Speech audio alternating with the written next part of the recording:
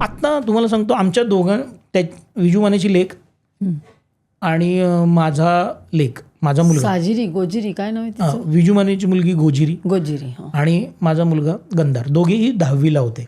Okay. त्याच्या मुलीला म्हणजे गोजिरीला आमच्या पडले 93% आणि गंधारच्या रिझल्टची ती वाट बघत होते. गंधारला माझ्या पडले 87%. ते त्यांच्या मुलीला घेऊन माझ्याकडे डायरेक्ट सेलिब्रेशनला, गंधारच्या सेलिब्रेशनला खास ते आले. खरं तर ते त्यांचं एक सेलिब्रेशन महत्त्वाचं होतं ना, ते सगळं टाकून माझ्यासाठी इथे आले, घरी आले.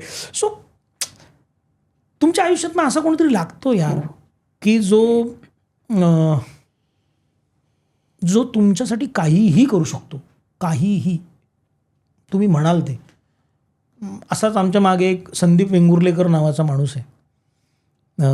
लाईट अँड शेड कंपनी तुम्ही ऐकून असाल. लाईट अँड शेड मोठी इव्हेंट कंपनी आहे. सो तो एक असाच आमच्या पाठीशी कायम उभा. तुम्ही म्हणा, फक्त तुम्ही म्हणा की अगदी साधी गोष्ट तुम्हाला सांगायची झाली की दादा, संदीप वेंगुर्लेकरला जर असं सांगितलं की दादा आज जरा मच्छी जेवावीशी वाटते, पण घरचे काय तयार होत नाहीत. तुम्हाला मी सांगू का की तो पृथ्वीच्या कुठल्याही टोकावर असू दे, तुमच्या घरी मासे आणि तो जर ठाण्यात आहे तर याचा अर्थ तुमची मौज आहे. मग खेकड्यांपासून सगळे सीफूड तुम्हाला येतील. आणि तो सुद्धा एक असा माणूस आहे की ज्याला मिठी मारून मला रडता येईल. आणि रादर मी रडलो आहे. पण संदीप वेंगुर्लेकर माझ्या आयुष्यात हे काही मित्र आहेत. मित्रांविषयी मी तुम्हाला सांगू एक गोष्ट. सॉरी, खूप होते का हे? नाही, बोलू ना. मला असं वाटतं की इंडस्ट्रीत काही अनुभव वेगळे पण येतात, नको असताना पण येतात. कुठल्याही इंडस्ट्रीत येतात, मराठीतही येतात, किंवा आयुष्यात म्हणूयात आपण. आयुष्यात असे काही अनुभव येतात.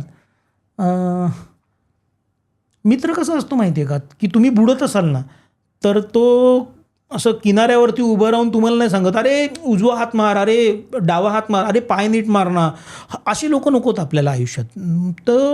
तर समुद्र उधाणलेला असू दे ना, तो त्याच्यात उडी घेतो, तो तुमचं मनगट घट्ट पकडतो आणि तो तुम्ही किनारा गाठेपर्यंत तुमच्याबरोबर पोहत राहतो. तो मित्र आहे. माझा एक आणखीन मित्र आहे अमोल पणशीकर नावाचा. त्याने मला आयुष्यात असं शिकवलं ना की मित्र असण्यासाठी तुम्हाला काही वेगळं करावं लागत नाही. तुम्हाला फक्त सोबत राहावं लागतं. फक्त सोबत राहा. जेव्हा जग तुमच्याबरोबर नसतं तेव्हा सुद्धा, आणि जेव्हा अख्खं जग तुमच्यासाठी टाळ्या वाजवत असतं, वाहवा करत असतं, तेव्हा सुद्धा. तो अमोल, मुकेश, राकेश हे माझे काही मित्र आहेत, ते सोबत आहेत. माझे कॉलेजचे मित्र अजून माझ्यासोबत आहेत. मी असं म्हणतो की आयुष्याचं शेवट हा माझा त्यांच्या खांद्यावरनं होणार. माझा शेवटचा प्रवास मी त्यांच्या खांद्यावरनं करणार आहे आणि तो माझा हक्क आहे. सुरुवात माझे अंबरनाथचे माझे मित्र आहेत माझ्या कॉलेजचे, आजही आमच्यासोबत. एक फक्त टेक्स्ट करायचा मध्यरात्री 3 वाजता सुद्धा. माझ्या घराचं शिफ्टिंग माझ्या त्या मित्रांनी केलं आहे. मी घरीच नव्हतो, मी शूटिंगला होतो. मी 2 वेळा घरं बदलली. दोन्ही वेळेला माझ्या त्या मित्रांनी सगळं शिफ्टिंग केलं. मला घर मिळवून दिलं विजू मानेने. माझ्या अडचणीच्या काळात माझे हे मित्र. मी सांगू, मला एकदा इंडस्ट्रीत इतका घाणेरडा अनुभव आला, वाईट अनुभव आला, बॅकस्टॅबिंग केल्यासारखं. मी आत्ता तो शेअर नाही करू शकत तुमच्याबरोबर, अनुभव नाही शेअर करू शकत. पण मला खूप फ्रस्ट्रेट आलं की मी गेली 24-25 वर्ष ह्या इंडस्ट्रीत आहे आणि मला तेव्हा असं वाटायचं की सगळेच आपले मित्र आहेत.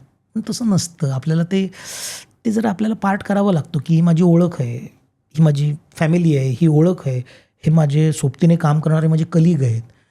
अरे, आणि ही असं तुम्हाला भाग पाडावे लागतात. पण कधी कधी ते मिक्स होऊन जातं ना, कळत नाही कधी ते एकमेकांमध्ये मिक्स झालं आणि खूप डीप डीप डीप डार्कनेसमध्ये गेलो मी. तेव्हा अमोल पणशीकर जो माझा मित्र, मी त्याच्याविषयी सांगतोय, तो त्याला कळलं मी जरा प्रॉब्लेममध्ये. त्याने मला बोलवलं मीरा रोडला. त्याने एक बंगला बुक केला, एक जेवण बनवणारा माणूस ठेवला. मी 9 वाजता त्या बंगल्यात शिरलो सकाळी. मी रात्री 12 वाजेपर्यंत तिकडे होतो आणि मी माझं दुनियेभरचं सगळं फ्रस्ट्रेशन तिथे काढून अगदी शिव्याशाप घालून तिथनं जेव्हा बाहेर पडलो तेव्हा एक नवीन कुशल बद्रिके तिथनं बाहेर पडला होता. तुमच्याकडे अशी माणसं हवीत ज्यांच्याकडे तुम्हाला मोकळं होता येतं, व्यक्त होता येतं. खरा मित्र असतो की ज्याला आपण काही पण शेअर करू शकतो आणि तो जज करत Judge नाही करत आपल्याला. नाही. वा, तो वा. जज नाही करत आपल्याला. परफेक्ट. आणि म्हणून मी जे म्हटलं ना, आम्ही दादाश्रीजी ज्यांना आम्ही मैत्रेय आहेत, ते मैत्रेय म्हणजे बुद्धाचा अवतार, त्यांना आम्ही दैवी मित्र म्हणतो, डिव्हाइन फ्रेंड. अनेक अर्थ आहेत त्याचे. आज कोणाला आपलं काही ऐकायला वेळ कुठे असतो. मग अशा वेळेला ते नेहमी म्हणतात माझ्याशी रोज फक्त 10 मिनटं बोला. म्हणजे हा एक फोटो नाही आहे, याला मी डिव्हाइन लाईट म्हणतो. ब्लेस्ड इमेज असते त्यांची. तुम्ही शेअर करा फक्त. मग शेअर करून बस संपलं. म्हणजे मोकळे at the end of the day तुम्ही रिक्त व्हा. मोकळं व्हा. सगळं बरोबर. त्यांना एक्सप्रेस करा तुमच्या भावना, तुमचं जे काय आहे ते, आणि you become empty of everything. भारी भावना आहे मित्र ही. असा आहे. हे मोकळं असण्याची भावना फार भारी आहे. आणि आहे का कोणाला वेळ आपलं ऐकून घ्यायला? कोणालाच वेळ नाही ना जगामध्ये. बरोबर आहे ना? खरं आहे, अगदीच खरं आहे. मला असं पण तुम्ही भाग्यवान आहात की तुमच्याकडे असे मित्र आहेत. माझ्याकडे असे पण मित्र maybe, आहेत. लाखांमध्ये एखादा माणूस असेल की ज्याला असे मित्र आहेत. आज हल्ली मित्र नसतात, कारण प्रत्येकाचा काहीतरी अजेंडा असतो आणि पहिली गोष्ट काय करतात, जज करतो किंवा ॲडवाईस करायला जातो माणूस. अरे तू असं करतो तसं कर. नाही, जस्ट ऐकून घे. माझं ऐकून घे. मला काय म्हणायचं आहे, मला रडायचं आहे, थांब इथे.